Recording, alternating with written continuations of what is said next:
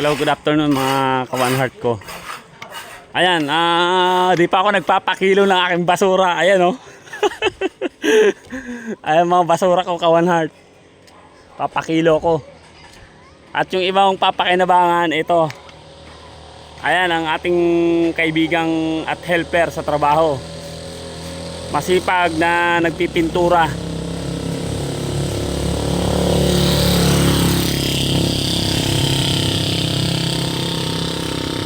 Yan. Nakailan ka na, Paul? Dalawa? Ang bagal naman. Kawang gawa lang, no? Kaya mga kabanat ko, itong helper ko na mataba na kalbo, kawang gawa lang talaga yan. Wala pong bayad yan. Mabait yan. Ito, bagong kaibigan, pinapagawa namin yung bahay nila.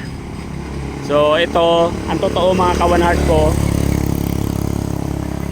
Ang totoo mga kawan heart ko, tinulungan ko ang kalapit barangay namin na bagong kaibigan ko. So ayan, pinapagawa namin yung bahay niya.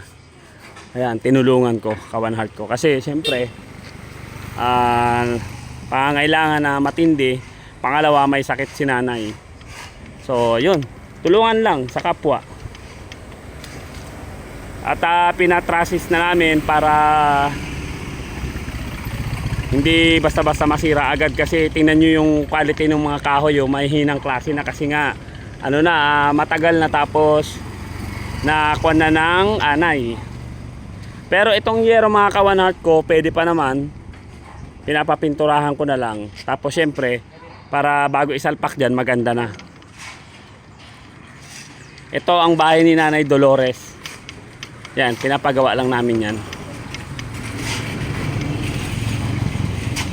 Tulong na rin kasi tutulungan niya rin ako. Oh.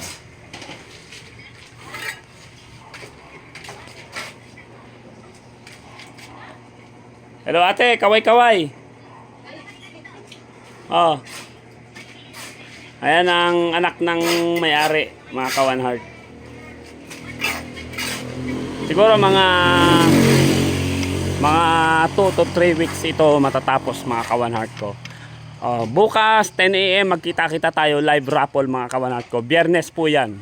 Bukas na po yan. Bukas na aking kawan heart. Bye bye. God bless. Love you.